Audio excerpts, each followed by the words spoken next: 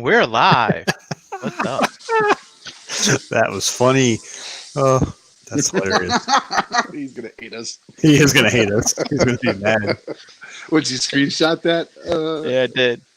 I did. So the funny thing is I don't know how long it takes him to set that booth up, but that video is only 2 minutes, right?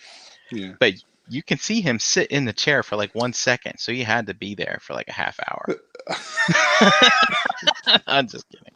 Nah, yeah. I know those guys put in some work, man. A lot of shit that they put a hole in. He was showing me videos during the day, so it was a lot of work that they went through. Yeah, he was. He showed a picture of us. By the way, that was Dave sitting down on the job, helping Mr. Pinkerton set up the Mezco booth at NJCC. And yeah, he sent a picture afterwards, and he was beat. Yes, he was. Is it wrong that you work harder when you go to a comic convention than in your regular life? I'm just saying. Like, I don't know. Well, it all depends on what your 9 to 5 is, but No, that's true. That's true. Or your motivation, right?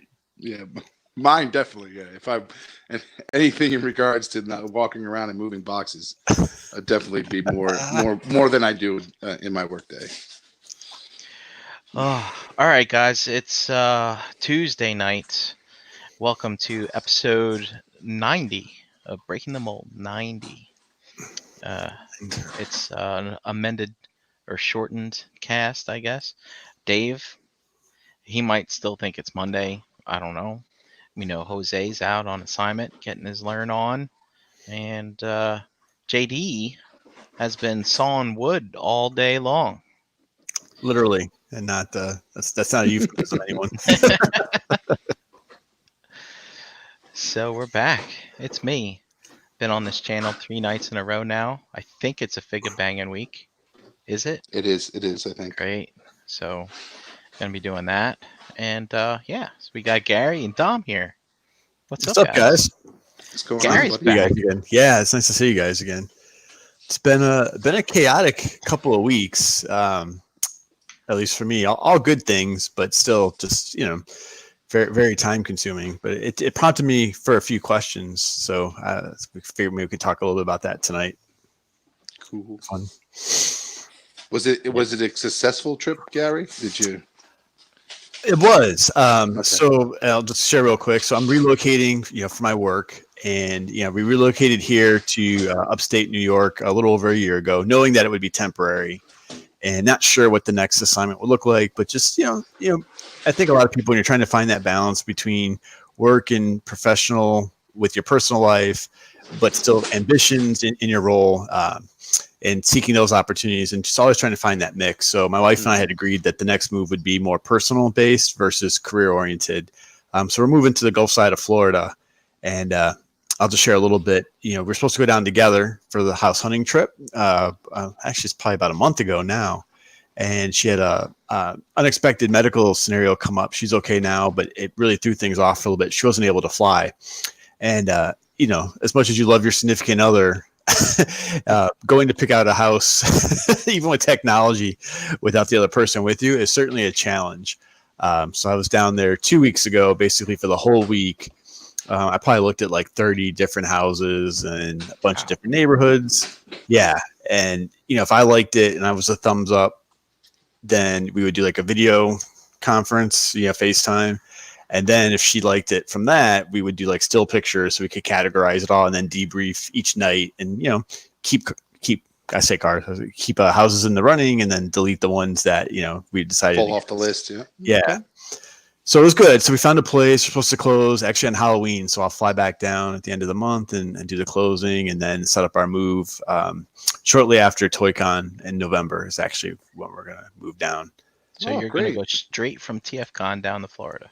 I'll go to TFCon and then I'll be back in a couple weeks in November. I think when's the next ToyCon? Like November 9th? I thought you're closing on the 31st. Do you not have to go? Oh, no, you're right. No, I'll do ToyCon or Jesus Lord. I'll do TFCon and then come back for a day or two, I think, and then drive or fly down for the closing. So cool.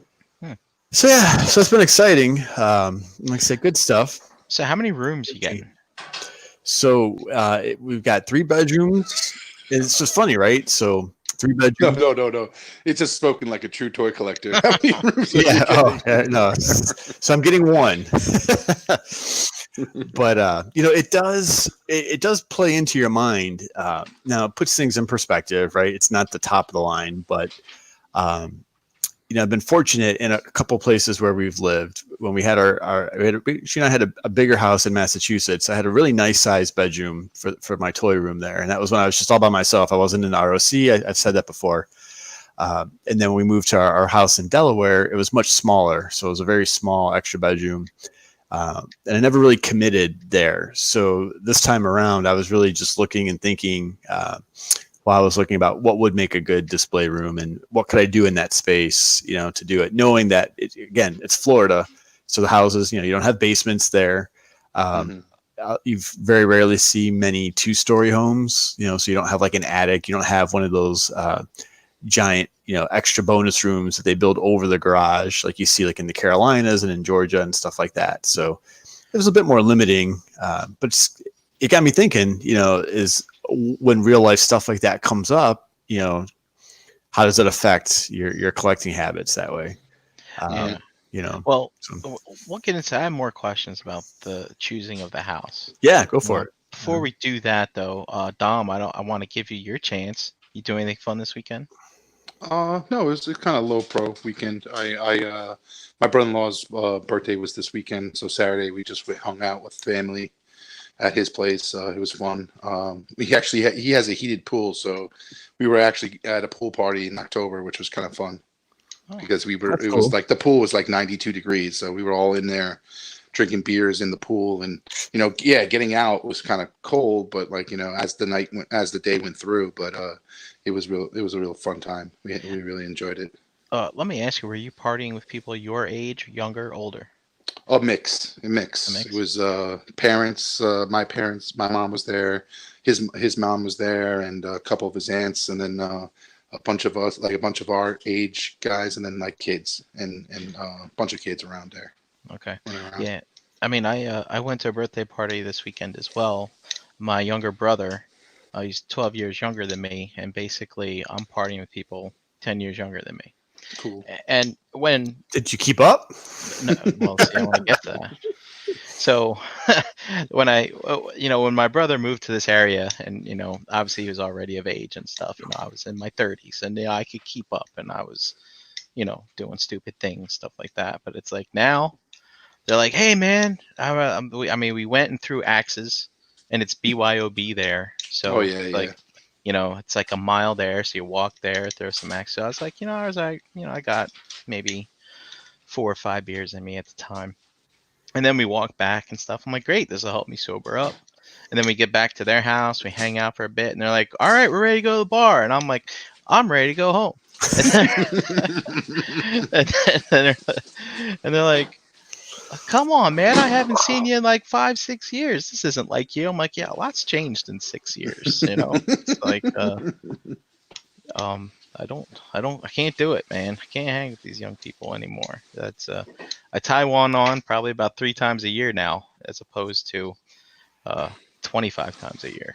So man, bars are getting hard to go to. Like I'd rather be at somebody's house, around a table, or just hanging out in the family room or something, drinking beers. That's at your own pace, and you can actually hold conversations instead of screaming over each other. So. Yeah, well, the other thing too is like I wanted to enjoy my Sunday, right? Right. Mm-hmm. Obviously we got big Unicron news. I got to stay on top of that, and I don't want to wake up hungover. I want to wake up and be productive, And so I wake up Sunday nice and early, probably like 7 something, and then well, that's early for a weekend, I guess. It is. But and by the time 10 o'clock rolls around, I've gotten some stuff done. I'm like, wow. If I had stayed the night there, I'd just be getting up. I'd feel like crap, kind of thing. And the day, and then with all the stuff that you did between 7 and 10, you'd probably be like 2, and the day would be over by then. Yeah, dude. I don't know, bro. I'm kind of in your situation now, where maybe twice a year, if I'm in the right setting, where I feel like I'm interested in drink enough, and I think the last time was like TFCon of October last year. And next time, and you will keep going this time around. Exactly. I was like, Yeah. I can't wait until you come, Gary. You get the tap of my shoulder. He goes, "Where's the bar? Let's go to the bar." no one needs to go bowling. Let's do that instead. Exactly. But yeah, my weekend was great. And then Sunday, I drove to Long Island for another birthday, but that was my nephew's birthday. Jeez, always going to Long Island. Yeah, I know. That's love, my friend. That's love. All right, Gary, back to you. Oh yeah, Tom, you got anything else? No, that's it. That was my weekend. What? And that's my dinner. right. Okay. Okay, so Gary, I know you're a car guy. I am. How many garages do you have? Oh, okay. So I'm just going to say this, right? So the things that I wanted originally on paper in the house, I didn't end up getting. Okay, Really? I got to stop you right there. I know. Because you're a man who has been traveling to all these different spots, due to work, whatever, and you're sacrificing, you're settling. It's like, it's only temporary. It's only temporary. Here you are coming down, say this is where it's gonna go. This is where it's gonna end, and I'm buying a house. And here you are not getting what you want. What is? And you're there by yourself picking out the home. What's going on? I know, right? I originally I did want a 3-car garage, just because I did. And so no, we just have a 2-car garage. But did you look at houses that had 3-car garages? I did actually, and I could have opted for one of those, but the house itself, none of them we liked as much. It wasn't as nice. So in the end, it's like, where do you live, right? Do you live in the garage? And now we do have a compromise though, because the good news is in the state of Florida, I can give my demo card to my wife, which means I can keep my Jeep. And then I can get my own, basically, sporty car. So I think that's what I'm going to do. All right. So I'll still get both spots in the garage, and the demo car can park outside. Now, question on that: is there any room in the backyard to do another garage in the backyard for expansion? No. These are like those planned communities there. That's Gotcha. a lot of what we looked at. Yeah. So I looked at all of that too, but. That's what my brother-in-law did. He actually bought the house next to him when it went on sale, and he's renting out the house. But in their backyard, he built a garage to house his other 3 cars. Yeah, I'm not wrenching on car and stuff like that. I just like having be able to put them away and keep it looking clean. So Gotcha. that'd be good. What's the proximity to the closest gym? Just a couple blocks, because these are all these planned community type places that we looked at in this part of Florida. So a lot of them have their own real gym or fitness center and pool and stuff like that. So it's pretty cool. Yeah. So it's pretty close actually. So. And I scoped out the new work site too. So, there's a couple places close to work also. So I can get variety if I need to, I guess, stay interested. Do you know that they have a Legoland in Tampa? No, I didn't know that. Tampa's really big, so it still could be 3 hours away, but there is one in Tampa, I believe. Yeah, I think I flew into Tampa. So it was about 30 miles from the area that we were looking at. So, but yeah, so I was just thinking for you guys. So, have you had other, like I said, so I was thinking about it, but it clearly wasn't the defining factor for this. But even with having a big move, I think people handle those, big changes in real life stuff just a little bit differently. And so I was just going to pose a question for you guys. It's not just me talking, but, have you had things come up, in real life that's affected, your collecting, either, escalating it or slowing it down or, changing your perspective at all? I'd like to say yes, but right now the only things changing in my life is the enablement, which has caused me to acquire more. Oh boy. Yeah. So have you expanded rooms? Yeah. So I've got stuff everywhere. It's it's funny. We got NJCC coming up in November, and I don't think any of us are selling at it. And it's like, maybe I should, but no, I'm not. But it's a. I mean, I don't know. I don't want to harp on things I've said before, but Gary, how about this? I hope that someday I do have something happen where I will have to address this collecting habit. How about that? You Okay. know, someone moves in, maybe I don't know, I get a furry companion of some kind, or I don't know, man. I Or just not furry companion. But I well, prefer them not furry, it, but it it's okay. it's so true though. Like I remember, so I went to school, in Florida, and I grew up in Cleveland. And when I graduated from college, I had an apartment. I was moving from South Florida at the time to Orlando, and I had like a 6-week window before I was actually starting my job there. So I went back to Ohio basically to work and just get some extra money for those few weeks.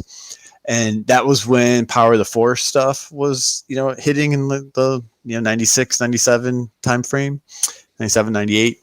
And I laughed because even then it was going to be my first apartment without roommates, and I was in a Walmart in Ohio, and just the generic bookcases. Like I was like, oh, I need these bookcases for my displays.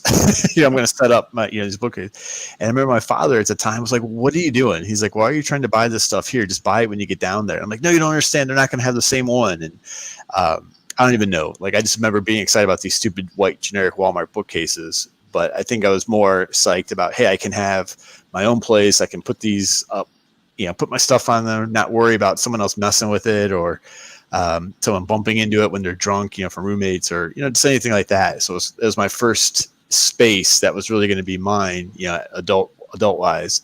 And they were all, what, $4, $5 figures at the time, just those, that range Power of the Force. But I just remember, getting that place set up and being excited for what that display was going to look like there. And that was as generic as it could possibly be, Mm-hmm. It was cool, but I was proud of it. It's funny. I wish I had pictures, but I remember being prideful, setting up the AT-AT in that bookcase. And, there's my Hoth scene and there's my, my Jabba scene back in the day, You don't have any old Polaroids or anything of that? No, I got nothing. I got nothing like that.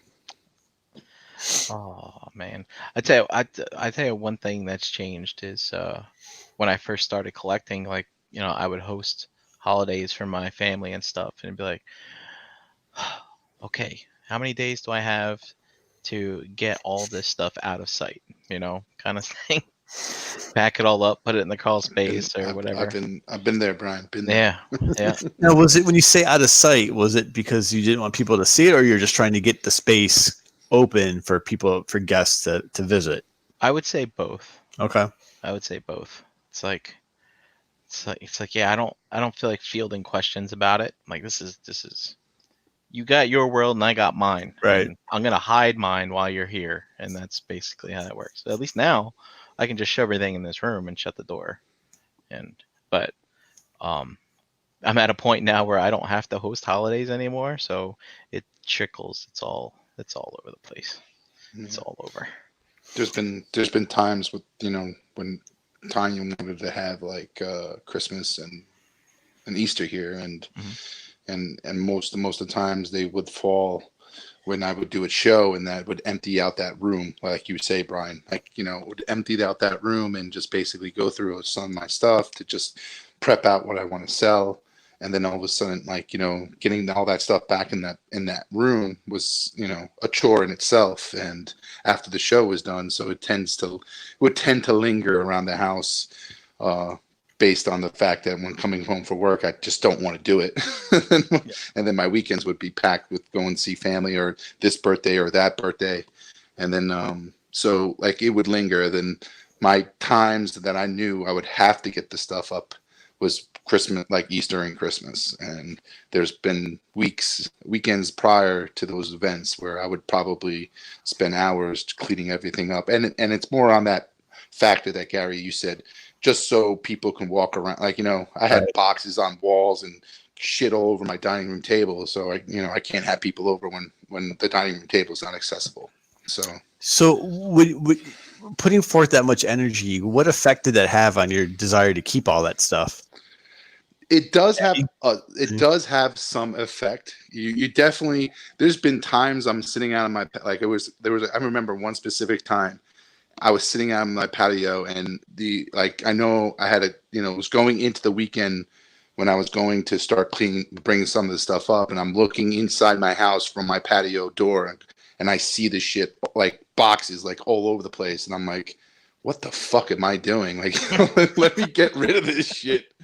Like, I don't want to even bring it upstairs. Like, I don't know, just a part. Definitely moments, Gary, that where I just tell myself like I'm fucking dumb, like I should do. But like, eventually, you get yourself up that next day and you start putting one by one stuff back in, and you start, organizing and you know, and it gets done. But yes, it's definitely going to be another time. I'm not going to do.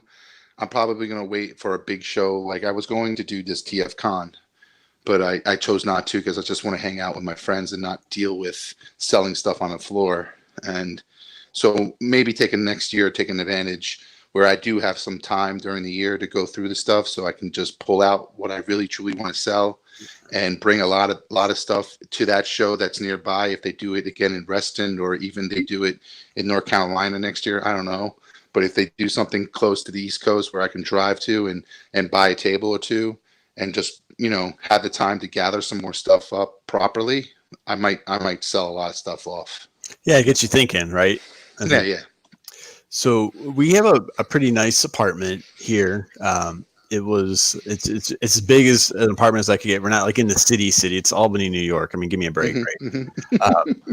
And it's interesting because it's a 2-bedroom. We have a separate den, which is really turned into storage. So it has like my elliptical and tote. So I have stuff packed in there that I'm excited to see. That I know what's there. So it's not like I've forgotten, but it hasn't been on display. And a couple of things that were gifts or have a good meaning to me. So I'm excited to see that stuff again.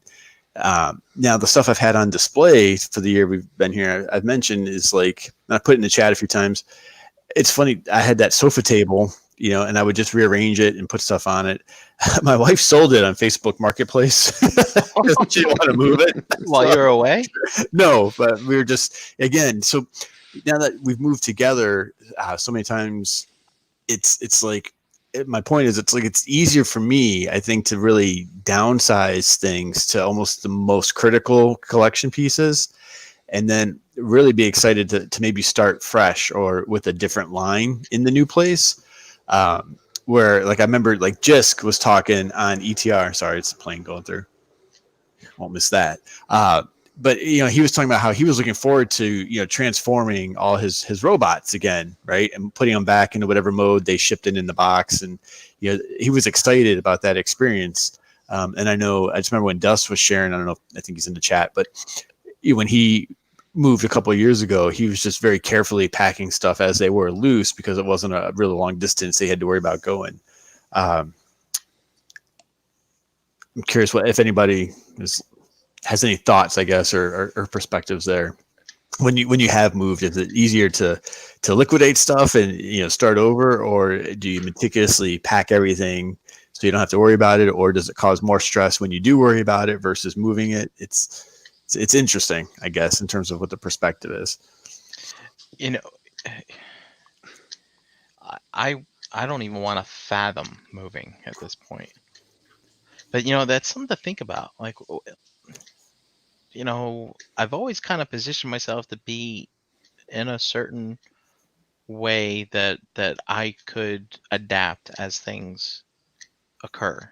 Meaning, change of schedules, whatever, moving locations. But it's like, now that I've been here for 10 years, it's like, no, this is where I live, and I've accumulated stuff. I mean, toys, and the otherwise, right? But it's like, yeah, if I was to really think about it in that fashion, though, to go back to that old way of thinking, where hey, whatever happens, I can just roll with it. Like right now, I'm trapped by this collection. Like, this is ridiculous.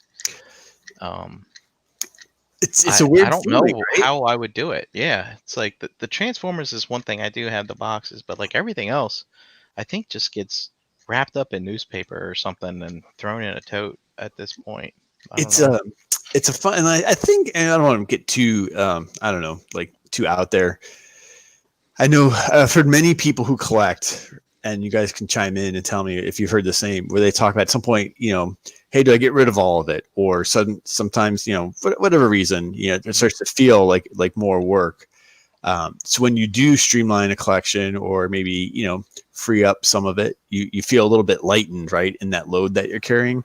But I'll tell you, as someone who's taken that to a bit of an extreme in the last year, you got to be careful too, because it can affect your interests in things. If you're not displaying it, I'm not a person that can hold on to stuff waiting for this ultimate display. Mhm. And I found that if I wasn't able to put it out here in the apartment and enjoy it some way or capacity, I really lost interest in it super, super quick. Versus, I know sometimes, like, Dom, you're really good. Like, you have a vision for what you want to do and what you share. And So it's funny. It's funny that you bring that. When you bring that up, Gary, and I'll let you finish. Like, No. I've been in like move state from pretty much most of my collection. Like, it's like I've always had 90. I would say 90% of my collection is in boxes still. So it's like if I had to move tomorrow, I probably have no problem doing it. And moving all my shit. And like you said, yeah, I have this end goal, this end, ability where when I do go house hunting, I'm looking for a place that can at least have the capacity to put my collection the way I want my collection to be put up. So yeah, go ahead. I'm sorry, Gary. No, it's fine. I mean, I just think it's all different perspectives. Yeah. And the other thing I was just thinking about, so while where we're moving doesn't have a giant, it's not just geographically impossible, right? It doesn't have big basements and things like that. Like, I still have a nice size room, right? But I've been thinking about the display options far different versus just getting stuff put out right away also. So Correct. That being said, I've seen what Dave's done to his closets. I'm like, okay, because it's a new house, it's new construction. So it wouldn't be very difficult, but I'm like, I don't need a closet in that room. So I can get some display cases custom built, and get them lighted right where the closet is. I'm putting a lot more thought, I guess. And so, go ahead, Brian, but more about the whole presentation component of the room versus just, hey, here's a room and I'm going to get some shelves or some bookcases, right, and figure out what that looks like. Oh yeah. I'm really, been thinking about how I can make the most of it, but also just make it look like a cohesive quality display versus being rushed to set stuff out right away. Mm-hmm.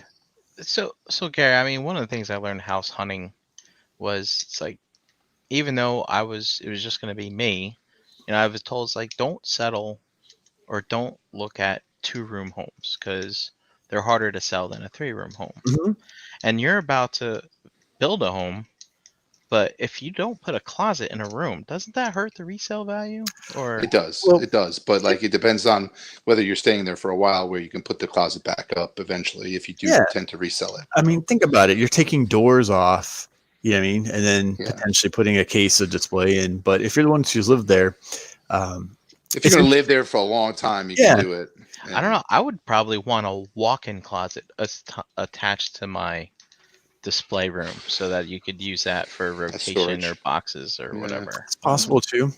Call up the architect, Gary. Change it up. Put that closet there. Well, it's already built. It's done. Yeah, the house is done. Does it have an attic? Maybe you have a drop ceiling thing. And not that you can go up there. Not for. But I mean, I think you gotta make the choice. I don't talk about house stuff. No one wants to hear about that anymore. But you gotta, just do what it's going to work for you.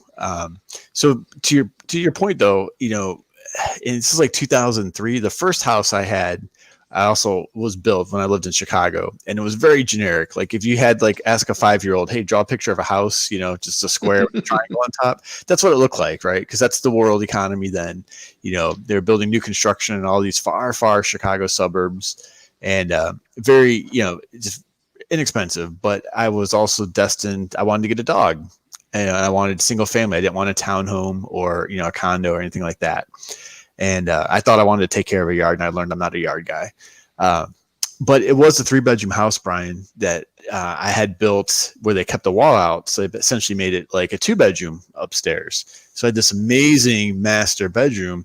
And again, that's when I was at my height of the Power of the Force Star Wars. And I had it in my bedroom, which certainly didn't help my social life at the time, but I loved it and I lived with it. And when I tell you I had a Power of the Force 3 3/4 collection, I had ships hanging with fishing line. I had, clone squadrons built by color.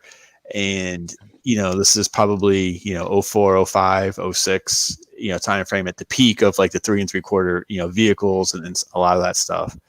And just bookcases full of it. And I loved it. I lived it, in the collection. And when I sold that house, the person who bought it loved it because it was a retired couple who didn't need extra bedrooms, so it worked for them. So I don't know. And so you just left them your Power of the Force stuff when you left? Oh, good grief. That's a story for no one wants to hear that. I actually, again, life changes. So I had a relationship that ended, not a direct correlation, but really went through a rough year. It was so funny. Not direct correlation about like it wasn't. It wasn't about it. But I ended up giving all of that stuff to my coworkers who had kids. Oh, okay. And it was nice because I had really lost interest then, and it was nice seeing kids play with those toys as they're really designed for right back then, for sure, even a little over 10 years ago. So yeah, so I boxed everything up in Rubbermaid totes. Took it, to my coworkers, and just said, "Hey, take 2 of these home for your boys. Take 2 of these home," and gave them everything. So I watched them play with it. Awesome. But so I like Gary. It's my event. Like when I bought this house, I was single. I wasn't with anyone at the time. I had 3 bedrooms, and my vision was and I was always feeling that this house was going to be an interim house for me. Like I was going to stay at this house for about 10, 12 years and then move on to a next house, the bigger house, that final end house that I say this is where I'm going to stay for the rest of my life. But like the thing is that I thought with this house, I felt those 2 rooms were more than enough of what I wanted to do. But then, it just didn't happen that way. It just, like you said, I got into a relationship. There's compromises that had to go on. And, I did have more toys just laying around in my family room displayed on some stuff here and there. But like, when you got you fall in love with someone who doesn't have the common interest as you kind of have to compromise. And I'm not that person. Like I'm not, if I do get my other house, I'm more of a person that probably wouldn't have toys in certain rooms. It was just those rooms would be just for living and to entertain in regards to guests who are coming in the house or whatever the case may be, and then just have a man cave, whether it was the basement or a loft or several rooms upstairs in my own privacy to enjoy. That's what I was always planning on doing, and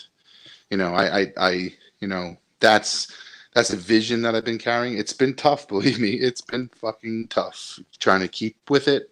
There's been times where, and it's only been in the early beginnings where I tried to, as much as I've accumulated and I just didn't have the space or the room in my parents' house when I started my collection to display stuff, I ended up selling everything and I regretted it like months later and I bought everything back. So it was like, I knew that the stuff that I had is what I wanted. I definitely want to keep it. And hopefully I'll work hard enough to get to a place of my own and then I can display it the way I want to display it. But there is times where I feel like I want to give up and sell it off because I don't have that other aspect of collecting, which is the displaying of it, which I have a few things up. And I enjoy when they do come in, I look at them, play with them, and then I throw them back in the box and put them away. Some figures might not even have that attention, which I feel sorry about, but eventually hopefully they will in the near future. But like, at the end of the day, this is my life. This is my collecting life. So I have to deal with what I got, and hopefully in the future, if my persistence and my my long game keeps going, I might be very happy at the end and say, you know what, look how look what I've done over the years to keep tough and collect, and then now look what I'm reaping the benefits of. So Did you ever see that movie the Outcast, Castaway? You remember when Tom Hanks finally made Fire? That's how I see you, Dom. You're like, yep. look at what I've created. Oh, look at that's the thing. Like, I think I will have that moment. I'm trying to get that moment right now. I'm from talking with you guys and being part of this community. I'm trying to get at least a room set up for myself so I can have some more than what I have currently displayed. But I'm more than 10%. I probably have like maybe 30 or 40% of my collection displayed in that room, and say, hey, this is my room for the time being. But I know, me and Tanya were looking for houses last fall, and maybe we're going to pick up again when the market's kind of slow, because you can get some good houses in the winter months, good pricing in the winter months if you catch it right. But hopefully something happens. And like you said, Brian, when I was looking at houses last winter, I was being very picky. Like, I was being very, very picky on what I was looking for. Sometimes you do have to compromise, because whatever's out there tends, you can't shop forever type of thing, when it comes to houses. But usually, I was looking for, a basement, and it's hard to find a basement with a single, one floor plan, not a second floor to it, because I was looking for a ranch with a basement. But usually ranches don't have big basements, so it's like you got to find that perfect ranch house that has a full basement down. Usually it's a half basement with a crawl space or whatever the case may be. So it's like, to find a ranch with a nice, big basement is hard to find around here. So I mean, this is getting ridiculous with these questions. I'm sorry, but no problem. you're looking for ranch, like you don't want stairs. I don't want stairs. Yeah, I don't want a second floor in my house. Let's see. I remember, so I lived in an apartment for 10 years before I lived here, and this place has stairs like crazy. And I was just like, I'm gonna fucking climb some stairs. Like, when I get home, I'm gonna come up, I'm gonna climb stairs to get to my living area. I'm gonna climb stairs to go to bed. I feel like, you're definitely changing your mind, when you're gonna do something different in the house, because you're going up a different level. Like, I don't think I could get that same feeling from just walking down a hallway. You know what I mean? Oh, so yeah. I mean, what, True. are you worried about your knees? You worried about Yeah, getting old? Getting, You don't have one of those Mrs. Deagle fucking chairs that goes up there? Oh, Allie. No, yeah, definitely worried. Like, 'cause this is going to be my old, and like, next house I get, I'm definitely going to be living it till I'm 80. So I don't want to be walking upstairs to go to bed, and I just don't want to do that. Like, as I get older, because I see my parents now, and my mom has bad knees, and for her to get upstairs, it's like a constant battle, and I just don't want to do that. If the God forbid that's my future, you know what I'm saying? Just wow, Dom's really playing the long game there, right? Yeah. Well, that's what I'm saying. Like, I think about these things. It's like collecting the gigapower dinos. You're just saying long term, right? Yeah. True. You guys don't have any pets, do you? No. Right now, you don't, guys. My goldfish died when I was in Iceland. I have dreams that, like, I have gotten a hamster and I put him in the other room because he's like noisy or something, and like I'll forget that he's there, and then like I'll go in there and be like, "How are you still alive? I haven't fed you in like 6 weeks," kind of thing, and then I'll. Dude, it's a recurring dream. Someone has to that dream for Brain. Yeah. I have a funny story with that, Brian. I had a hamster, right? And we taught it how to open its cage. Why would you? Why? I don't know. We did. We just found, because one time we saw him like biting at the end of the gate, and he was able to push it up. But we actually taught him how to push it all the way up and get out of the cage. And one night he did. He actually got out of the cage, and he was around the house. So the way we found him, my dad's like, got these little, how the little cups, like the bathroom cups that you used to have back in the day, like you would have the bathroom little cups. I have them today, actually. Yeah, we cut them down to the bottom, and we put like 3 pieces of food in each cup, and we put them in each room. So every day we would go back to the room and check to see if there was 3 pieces of food in the cup. And one time we went into a room and there was only 2, and we knew that he was in that room. So we started looking in that room and we found him. So that's how we found him one time. But then one time he got lost again. And the funny thing is my dad at that time had a problem with his drain in his shower, and he lifted the drain and tried to unclog the drain in the shower, and he never put the cap back on. Oh boy. And lo and behold, we found a missing piece in the bedroom that had the shower, and then at the end we saw in the shower we saw a couple of turds. Yeah. And the drain was wide open. No. So he had an unfortunate death going down a drain in the shower. So I'll tell you what I did once as a kid when the hamster got out, and I was really proud of myself. I got one of those really, really crinkly shopping bags, like not the bags we have now, but like they were kind of like I want to say like papery plastic kind of thing, very, very crinkly. And basically I put that in the house, and then I put food on the bag, and then I just sat in the quiet and wait, till listen. you heard the crinkling. I was like, there he is, get him. This one time, one time he got out for like 2 days, no idea where he was. And then I had given up all hope, and then I just happened to be laying on the floor in the living room, and my dad had a recliner in the couch, and I happened to just look over and look inside the recliner, and he was running around in there. I was like, oh wow. I had a similar story where we had a hamster lost for months. We gave up on him months, Brian. He ended up finding his way down to my basement, my parents' basement, and we would have like I'm talking like almost 7 months, 8 months.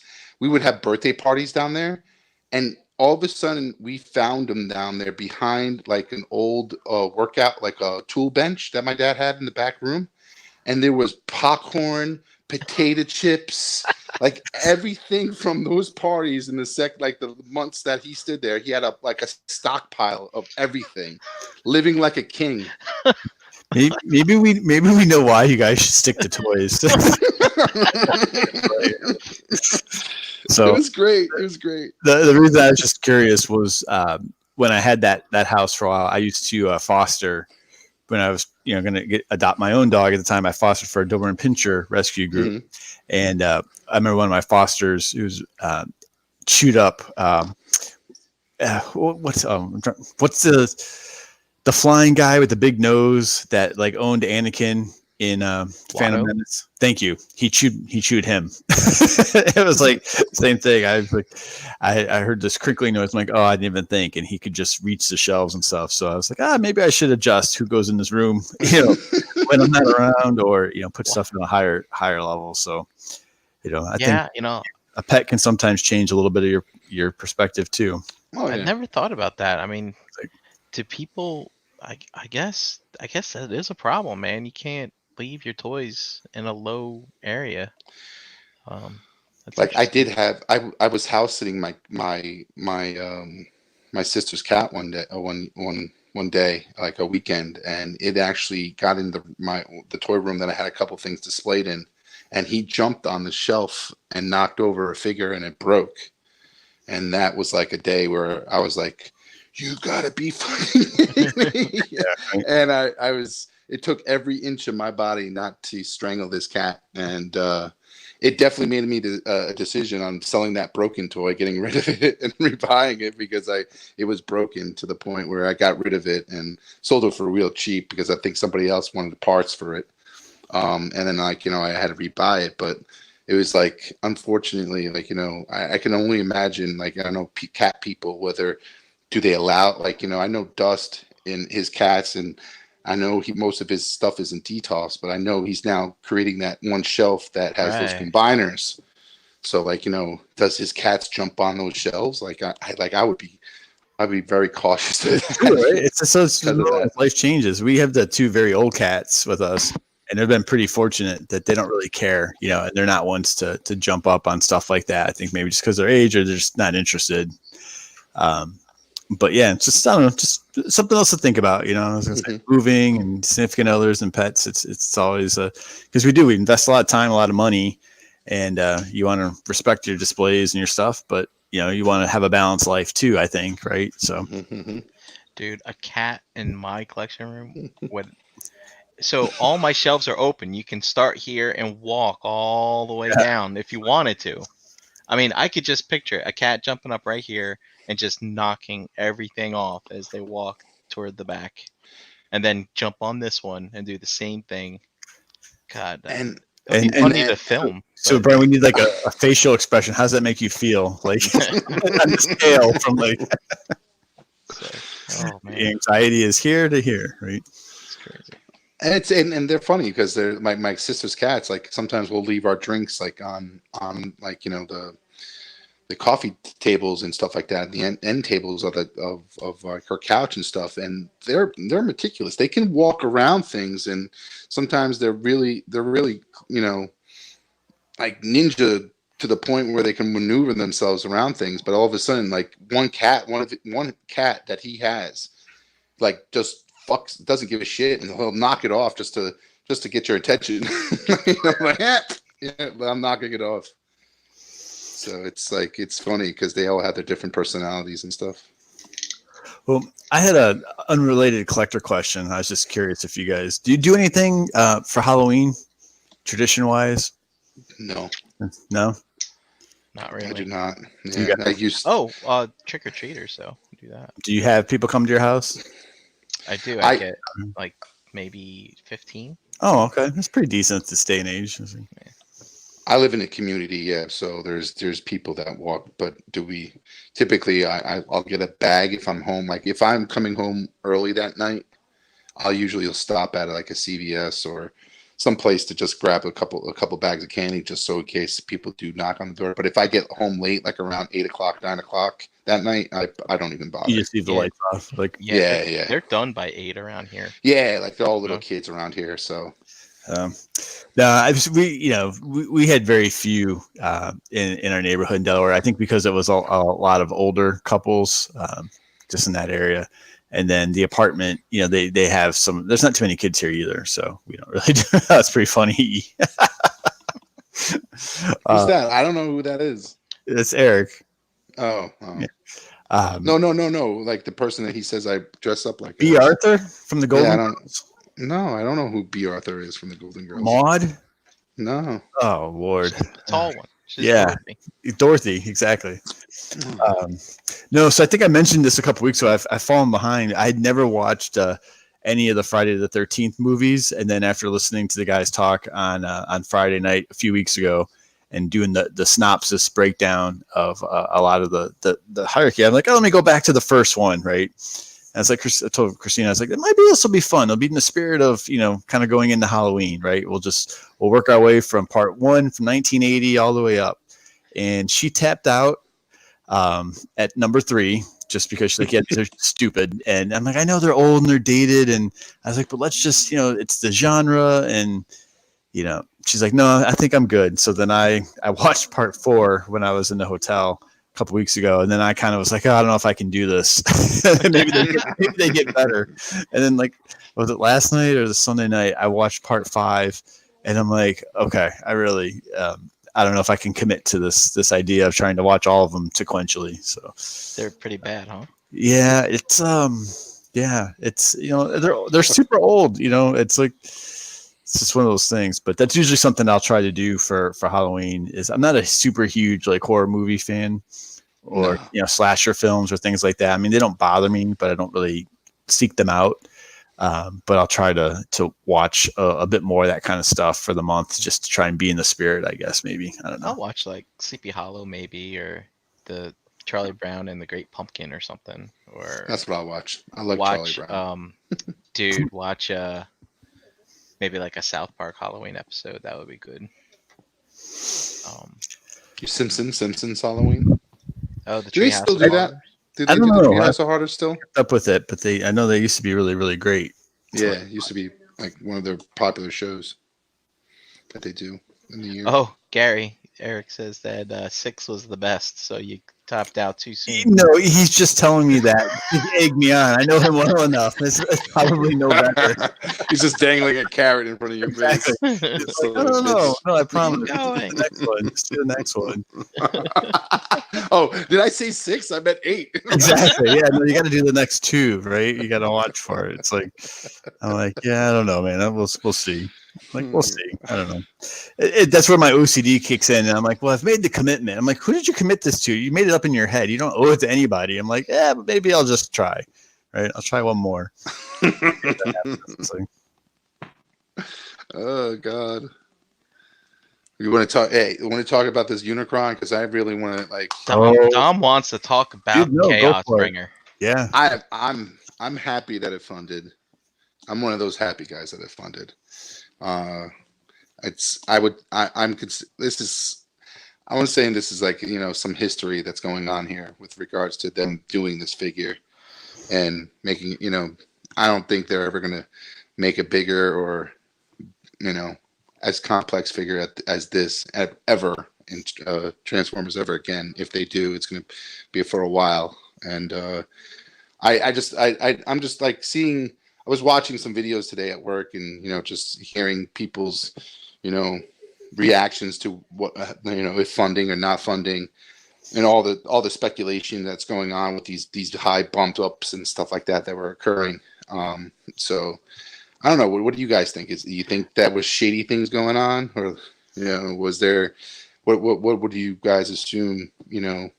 Was there's some playing with the numbers, or what the case may be? I don't know. What do you guys think? So Dama, I do have some breadcrumbs we can follow. Yeah, let's follow those breadcrumbs. All right. So here, I'll share so we can use you can go to the chart. I want to use Brian's chart because this is the last time we'll be looking at this chart for a while. Okay. Yeah, Brian's chart that has transcended continents. Yeah. So let's right, let's put this out. Let's put this out here. Let's just put this out here. The extension probably didn't do anything as much as I think the extension helped people get aware that there's other venues out there to buy this figure that can help you instead of dishing out the cash of the $575 up front, right? Mm-hmm. Because they were, this whole thing was being, proposed by Hasbro, but then eventually, the BBTS is out there, the TF Source is out there, the overseas vendors were going to come out, and they opened it up over to the over markets in China and Japan, and then eventually at the end, I heard they went to Europe, right? Mm-hmm. Supposedly. So I'm feeling that there's a lot of people out there that probably had would not be able to dish out the $575 all at once, but maybe with a payment plan or pre-ordering it on BBTS or TF Source and saving their money on their own and not dishing it out all at once because they weren't asking for much up front. I think BBTS was asking for a couple $100 up front, and then I think TF Source was asking for nothing up front. So you could do that, like you said, Gary, save the money over time in a cookie jar, like you said, and then pay it out when it all comes, when it all comes to fruition. So I think that extension that they gave was able to let people find out the means on what would work with them for them best to figure out whether they can go to Hasbro or go to one of these third parties. Listen, I share my opinions on it, but that's as far as people getting this. I think it's great. I'm glad that people are getting what they wanted, however it happened. And you're right, Don. I think it maybe gave people some, options, which is always good for an expensive purchase, because everybody's in the same scenario. It's fine.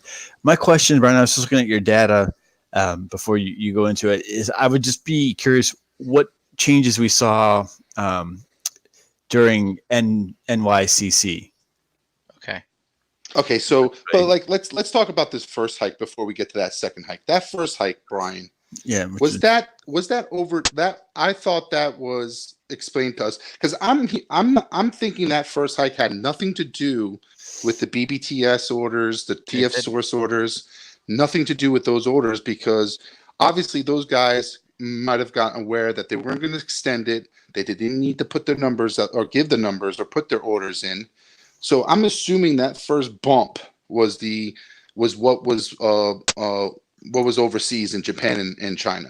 Yeah, this was from what I understand, the Takara Tomy website. Like Correct. they were taking international orders there, and on that day, the orders went up exactly. There was a 1,500 bump exactly. It was a Monday, I remember. Hmm. So exactly 1,500, which means that on that website they probably had a max of they were taking pre-orders from people. Said, all right, 1,500. That's how many that website is going to carry. And when it filled by that time, they finally added it in. A few days before The the thing ended. close. So Hmm. 40 on the 42nd day it went in.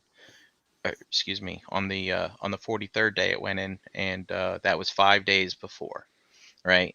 And that basically, and then people saw that, and you saw some people jump on, right? Another 200 people jumped on top of that, and but it was still wasn't even close, right? To Correct. Correct. I'm not to saying it getting wasn't up here, close. So do right? you think But Hasbro? but here's the I'm thing: sorry. the Go ahead. other retailers were taking orders at that time, Correct. right? So, I mean, the interesting thing is like if they didn't, I don't know if they really needed to extend it. They could have just done all of that marketing during this time period here, and people would have jumped on and got it.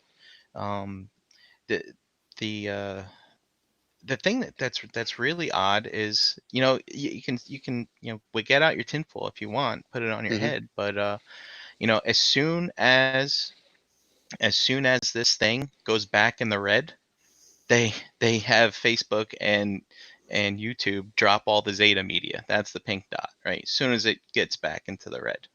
Um, and then here on NJCC, which was on the 82nd day. I can't remember. I think was the 82nd day. It funded on that Saturday. Yes, it did. So On Saturday. Okay. so So, this is so when it funded. So what was this second bump right here, right before that, the arcing bump? What was Oh, that this one right first? here. No, yeah, that one right there. What was that? What was that? It was the day that it went up like what? There was one day where it shot up like a couple hundred, right? Like that day. What was that Yeah, day it shot up? this day right here when it shot up. Um, when they got basically 1,000 people Now, back. That do you that think that was the European? yes, that was the European one. The Okay. Europe and that wasn't like Takara Tomy Europe or whatever, right? That No, was European retailers putting in their orders, right? gotcha. That's what that So was. going from And so that's it went up like exactly 1,000, basically. It was exactly a like, thousand, right? yeah, that's what the word is on the street when people were watching the numbers occur. So Yep. so now it's getting closer, right, Brian? It's getting Yep. closer. And now people who were sitting on the fence saying, "Oh, this thing might be getting funded Right. and like it might make it." right. So all of a sudden people start that slow loop that you see there is people Right. jumping on the seat and staying on that seat and saying, I'm Now, putting my order in." I Yep. also think it's got to do. I don't know. Just logically speaking, I've heard a lot of people who have seen it in person comment, in the groups and in the chats, who really weren't even interested in it. It didn't sway them, maybe to make the purchase. Maybe some people it did, Hmm. but that it was, really something that seeing it in pictures doesn't quite do it justice until you see it in person, right? And that Right. it's Correct. impressive. So I got to think, when this thing rolled out at San Diego, months ago, with that super short window, a lot of people who had a chance to see it there said the same thing, that with what little kind of mixed weird marketing came out at the very beginning for that drop, you had to see this thing and it was really far more impressive in person. And I felt like there was a lot of comments, when it was available to see in New York also for that. So I can't help but wonder if, that I'm sure there's people that were real on life, that fence. Yep. Yep. and they saw it in real life, or maybe know someone who did see it in real life when he wasn't sitting in a chair, um, at the Mezco booth. But let's go back to that arc over there, Brian. So now it funded Saturday, which is a day earlier before it was going to close, right? And I was under the impression that all the orders from TF Source, BBTS, Trojan Prime, they were not going to put those until the last day, Yeah. like the hours of the last day. Right. Now, if you were BBTS and if you were TF Source, and all of a sudden you wake up Sunday morning, you haven't given your numbers yet, and you see that this thing funded, wouldn't you say, okay, I got right now? Let me look at my pre-orders. I got about 400. Like I say I got 300 pre-orders. Who are you talking about? BBTS and Yeah, them? just say BBTS. Let's say BBTS on that Sunday morning. It was already funded Saturday night. It Right. was at 2,200 without their numbers. They know they never gave their numbers in.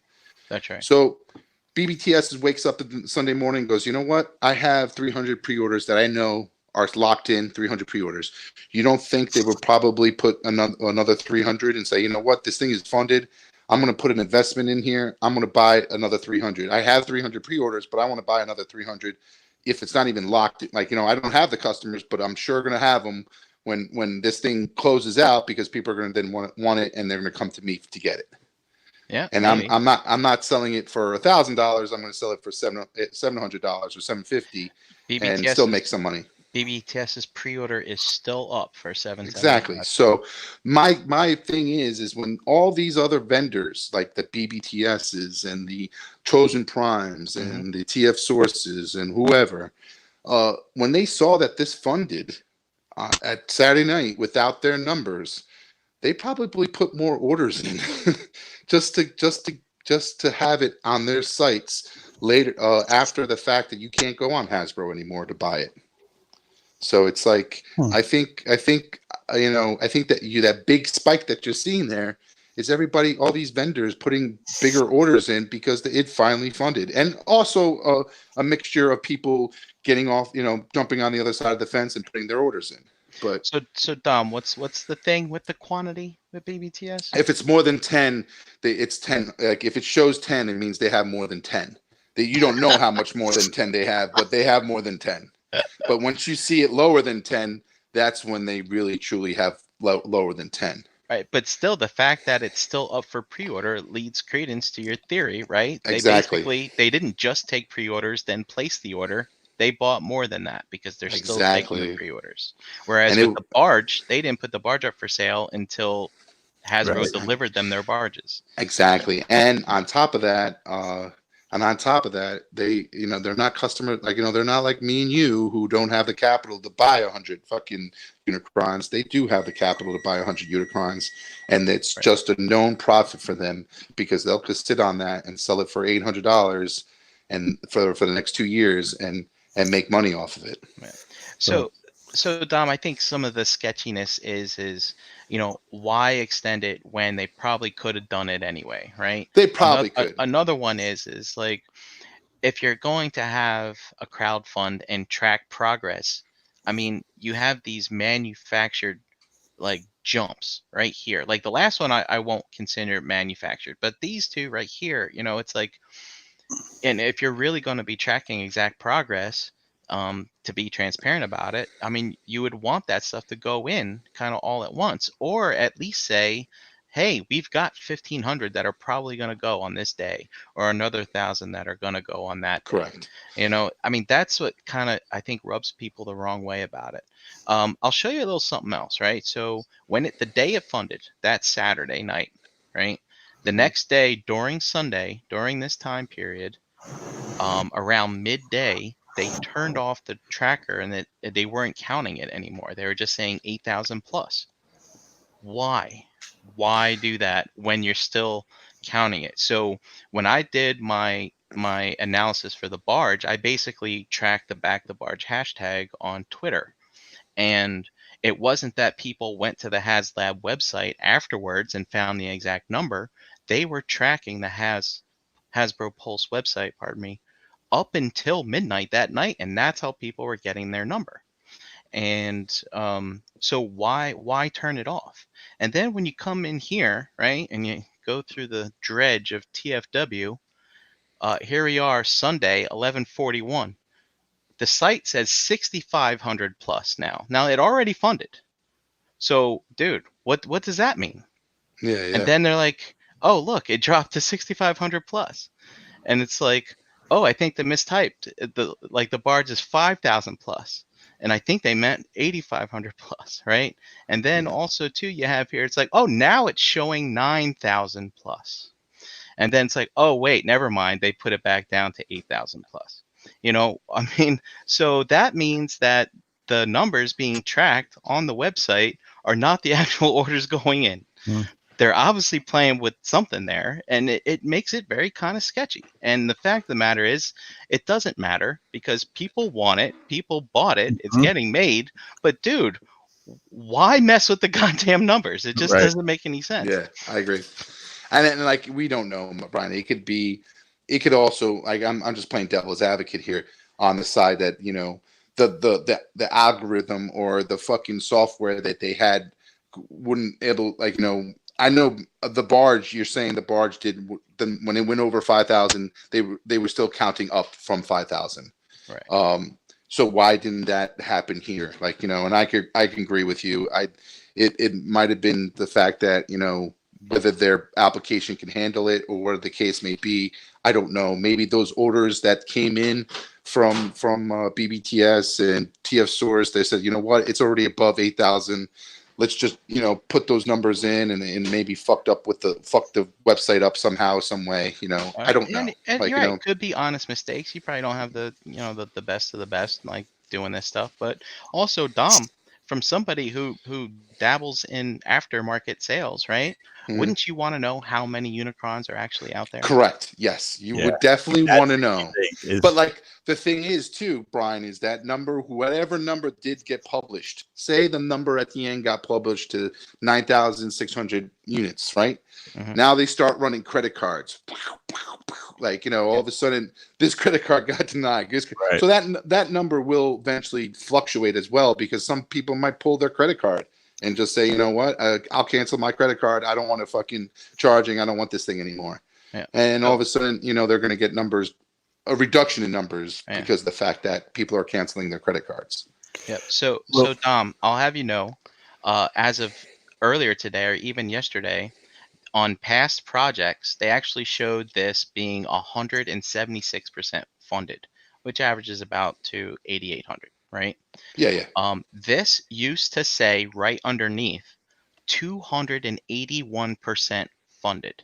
281. 281, right? 281. So 8,000 times 2.81 is 22,480.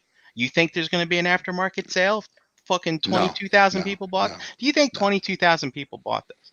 no. So anyway, they take it off of here. It's still here in the code though. It's a 281% in order to make this progress bar look like this. Gotcha. So yeah, I mean, they're they're just in here. They're actually not counting the actual orders that were made, and it just it Yeah, it, sucks, it is. especially Yeah, when you spend that definitely. 4 months or how many months I did freaking building this. You kind of at least want to.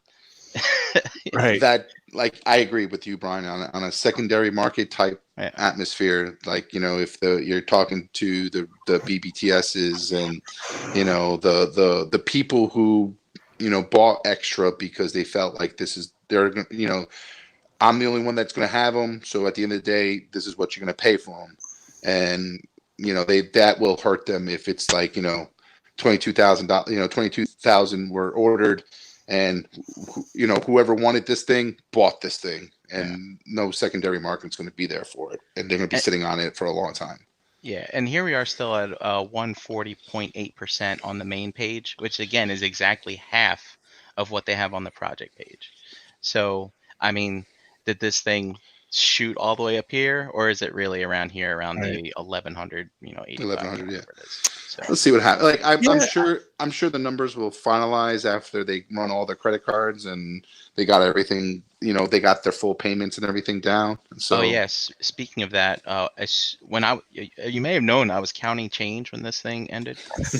Um, and Dalton was in the chat, and he actually checked that project page, and it said 287% funded, and then we actually saw it drop down to 280. Now it's back up to 281, and that's probably because of the credit cards getting Yeah. canceled or declined and stuff like that. Shit, last night, was it last night?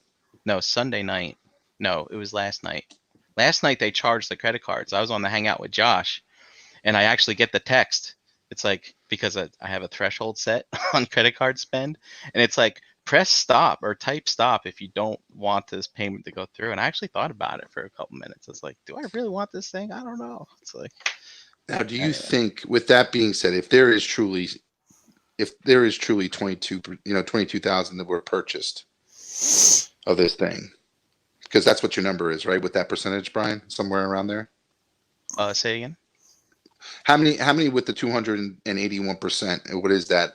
22,000. Yeah, it's almost 23,000. Yeah. So, if 23,000, if somebody say like, do you think there was a buyer at the end who put like one of these online buyers who put like a fucking 5,000 purchase on this thing and learned from the barge and say, you know what, I wish I bought more barges. I mean, and said, if he saw my graph, I don't know if I would have taken that risk. I mean, that's what I'm saying. Like, would one of these online buyers go like, you know what, instead of just buying another, we have 300 pre-orders locked in. Instead of buying another 300, let's buy another 3,000. And 3,000. That's a lot of money. Dude, that's a lot of money. That is a lot of money. So one thing is for sure, like, when sometimes knowing exact amounts depending on rarity, like, let's say, I always come back to cars, but like, oh, there's only 4 of these cars known and accounted for in the world, right? Mm-hmm. And you know where those 4 cars are, then you can, it may affect the value, right, for the positive. What did you say, Dom? Yeah, that's $1.7 million. No way. Like, that's what I'm saying. Like, I think, but I think that's a far story to be fetched too. Like, I'm just trying to put it out there, but I don't know. So I think it's interesting, right? To not know exactly how many were made. No one will ever really know, right? Except Hasbro, how many they produce. Mm-hmm. But what we can say factually, it's going to be fascinating to watch in 2021 to see what the secondary market really does end up looking like, right? Based on that, because I always remember that episode. I don't know if you guys ever watched Seinfeld, but remember when they were trying to do the bottles, right? And they were trying to cash them in over the state border because it was worth more, and it was where were they going? Like New Hampshire or something? I think so, right? Was it? And until they had free transportation in the mail truck, it didn't make financial sense. Yeah.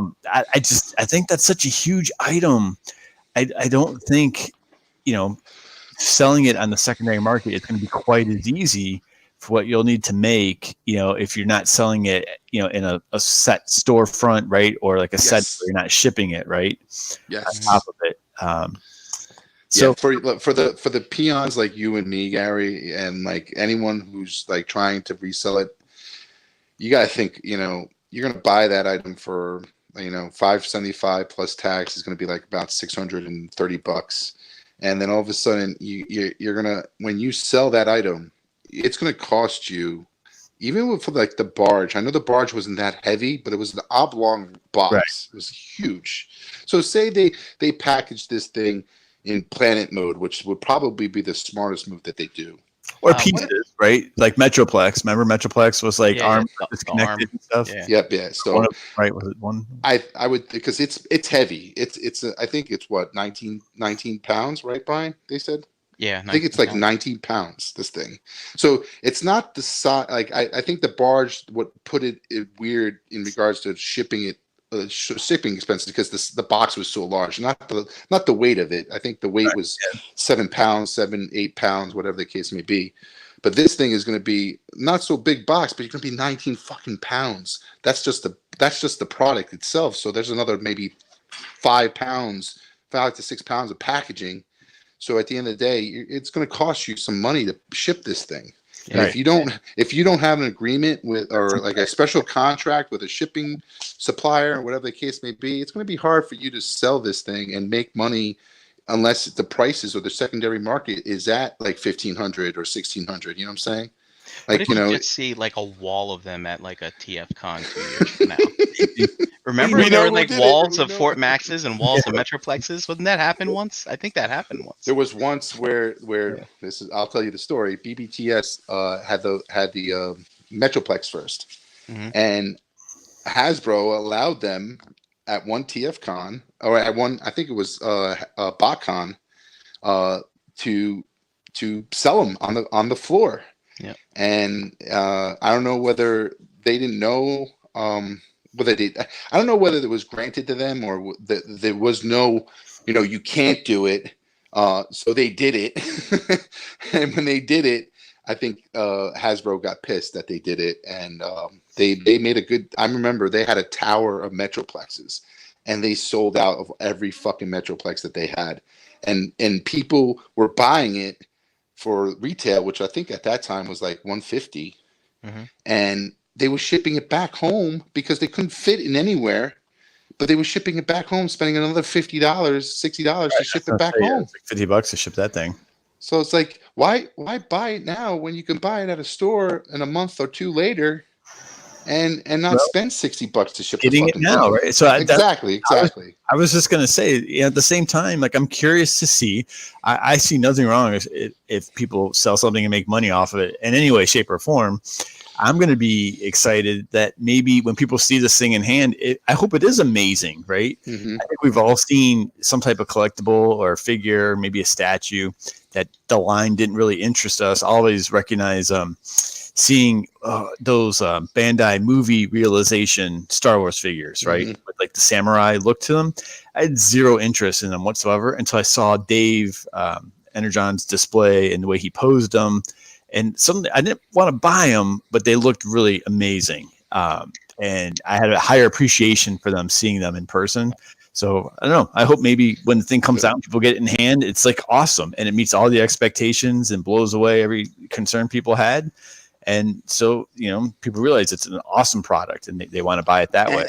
And it's fun, and it's funny too, Bri. You're also going to have a pool of people who were not into collecting Transformers at this given time. Maybe in 2 years they are, Right, and they're gonna see this figure, and they're gonna be like, "How can I get this figure?" And then basically you're gonna have to pay the secondary market price. It's really going to be fun to watch, I think, for that. Yeah, and I hope it's great for the people that paid for it. Because listen, there's nothing is worse than, whether it's a meal, in my opinion, something more expensive when you pay good money and you're not getting, what you're expecting to get, for what you paid for it. So I hope it works out.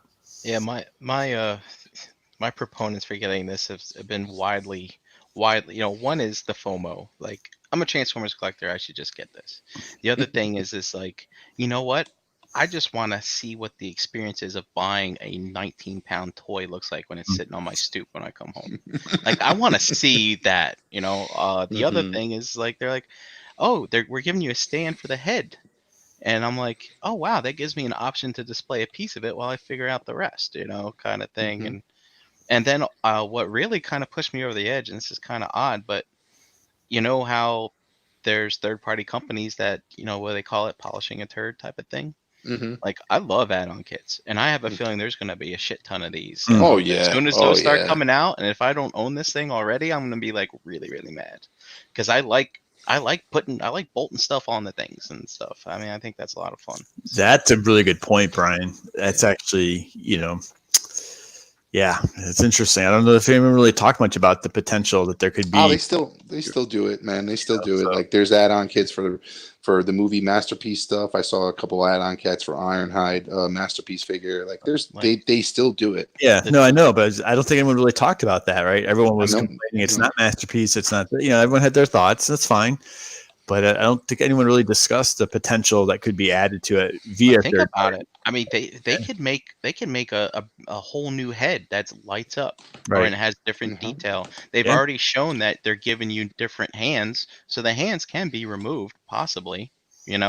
Potentially. Dude, so you could get hands with more articulation. Imagine those Toy Hacks repo labels, right? For that thing. Oh my god, it's like a $40 label set.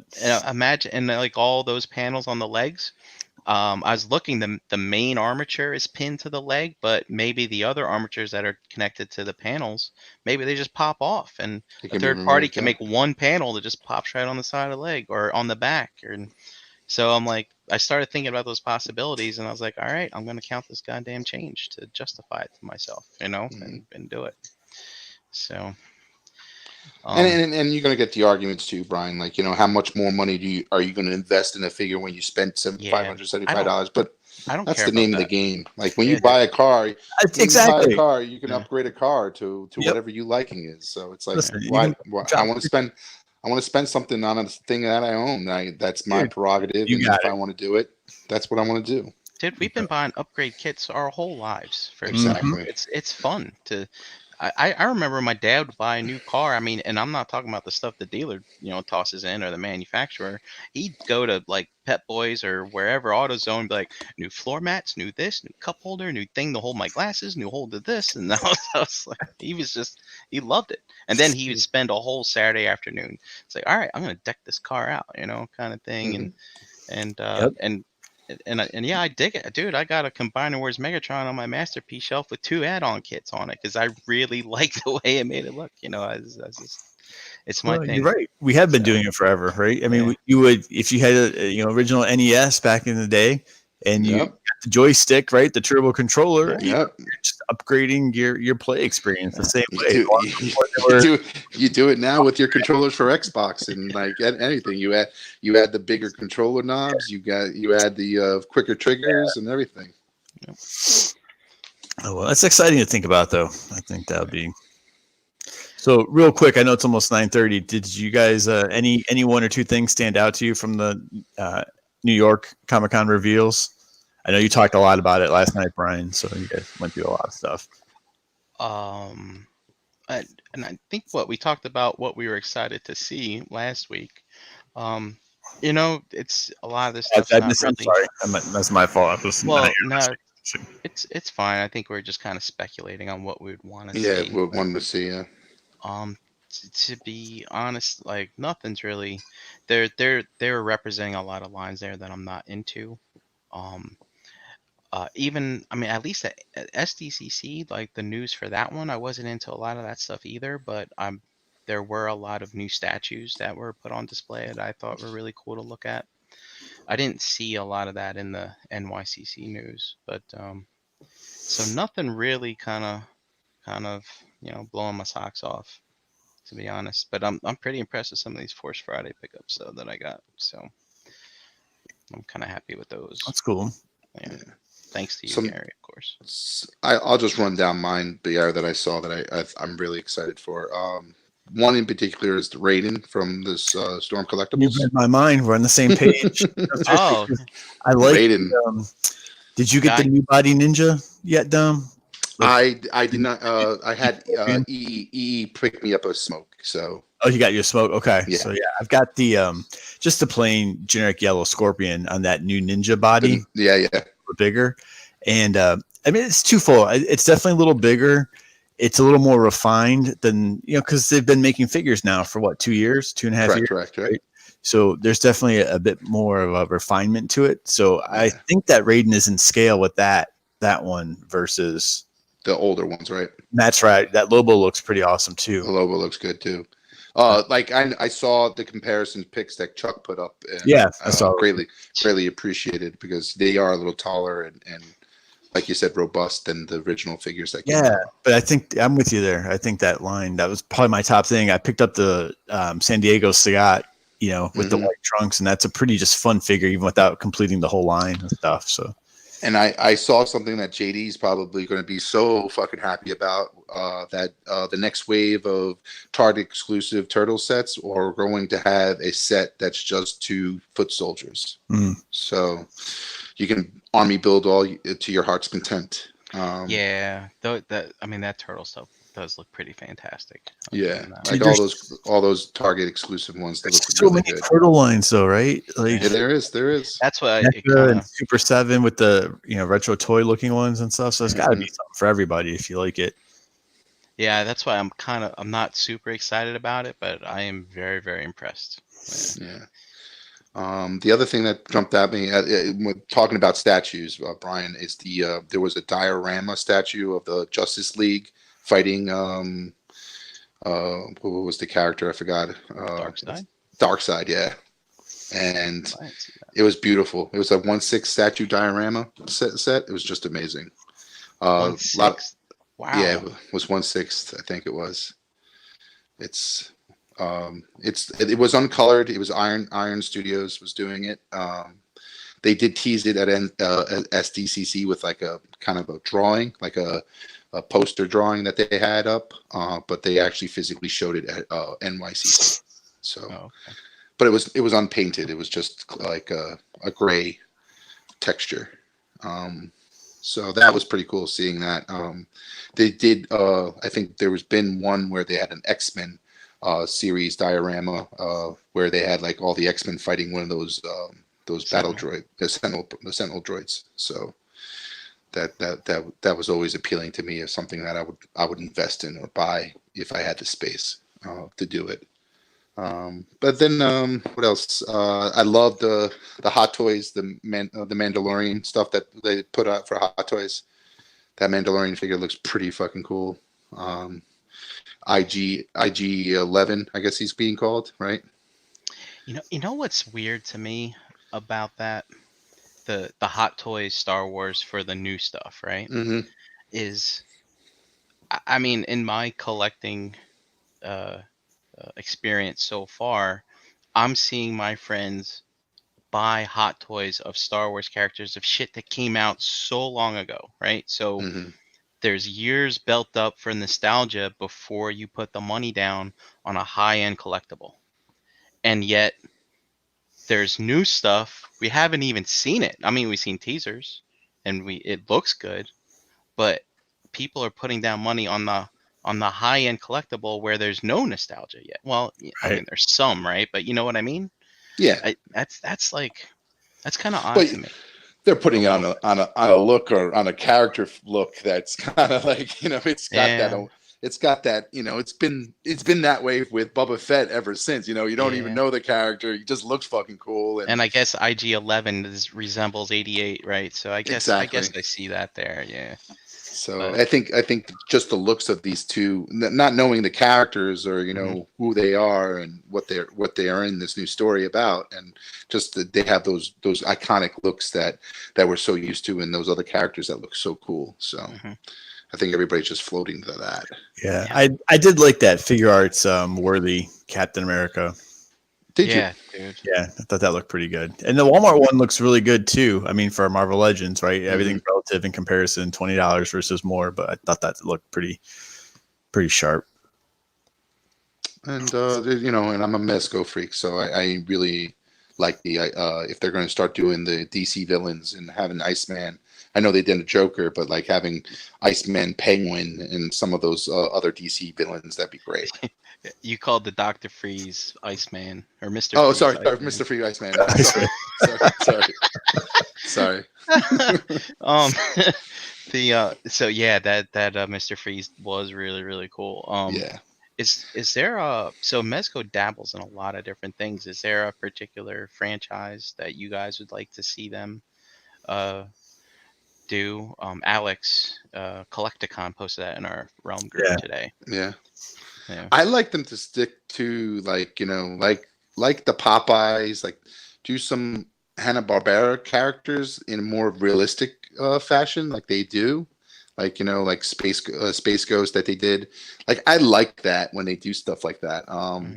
It's cool that they can do DC, Marvel, and all that other stuff that's out there. But when they do those one-off type of action figures, they're just really cool. Like and Popeye was very popular. It was it was a figure that nobody cared about, and then all of a sudden it comes out. One reviewer reviews it, and it's like the next best thing since sliced bread, and it's everybody's going after, and now it's a hot commodity. Dude, that's so much Mezco, Brian. But I said this before, I think, and I still would give a lot of money for Storm Collectibles to do like Van Damme, like the way they did, their realistic boxers. They did Muhammad Ali and Mike Tyson and stuff. So if they could give me like, Frank Dukes from Kickboxer, or I'm sorry, from Bloodsport, or Kickboxer, or Bolo, or Tung Po, like I would love that quite a bit. I love Craig's response, Captain Caveman. Fuck yeah. Like fucking do shit like that. Yeah. So you guys know that I'm always talking about Silverhawks. I wouldn't expect Mezco to give me vac metal Silverhawk. Of course, based on what the Sith Trooper, right? Why can't they Trooper, do it? Dude, they could do a fucking Silverhawk painted like this. Yeah. But I'd like them to do a different take on them, like make them paratroopers and whatever, and have their jumpsuits match whatever color metal they were, or something like that. Mm-hmm. Or remember when, I don't know if you do remember, I remember, but when they weren't on duty and they were in their base or whatever, they'd be wearing like mechanics like coveralls or something. Overalls, like right? Yeah. Yeah. Dude, I'd like to see that. That'd be kind of cool. But, cool. Yeah. I can tell you right now, I hope they don't do Star Wars Mezco because I'll probably be in on it, but I'm happy that they don't do it because that's just more money than I would probably spend, and really really start thinking, because even Mezco, by just Marvel alone in Mezco, I'm really thinking about dropping my Marvel Legends because of all the characters and stuff that they're doing for Marvel. So it's like DC, there's not much out there. If you're really collecting the multiverse, which is crappy figures in itself, the last couple waves that they've been doing are great, but they're ending, and McFarlane's picking it up, and they're not showing me anything good with the Mortal Kombat figures that they just put out and stuff that they're putting out. So I don't think DC on a 6-inch line is going to have anything that's blowing out of the water with regards to what Marvel Legends is doing. So it'd be interesting. Matt H also said G.I. Joe. Yeah, that'd be right up there. With all the cloth and textures that they can do, that'd be right up their alley. That would be really cool, actually. Mm-hmm. All right.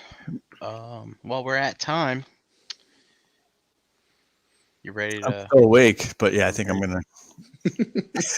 You want to run this? You want to run the script, Brian? Run the script. Yeah. Run the script. Give me a second here. Find the thing. Here we go. The fastest outro in 1 minute or less. Professor Speed. All right, guys. Hope you enjoyed the show. Remember to check us out on realmofcollectors.com. We're on Facebook as a group, Realm of Collectors. We're on Instagram at Realm of Collectors. Crashbox Customs on social media for all your Mezco and diorama needs. Mention the word Realm when placing an order. You'll get a surprise gift with your purchase. And don't forget the rest of the shows on the Cool Table Network. Enter the Realm, Breaking the Mold, Shattercast Uncut, Nerd Rage Radio, Plastic Fanatics, Soy D-Sock, Stasis Lock, Building Up to a Fresh Communication, and Verbally Challenged. You can find the Cool Table page on Facebook along with links to all those other awesome podcasts. Good night. I think I'll just sit here and take a break for a while.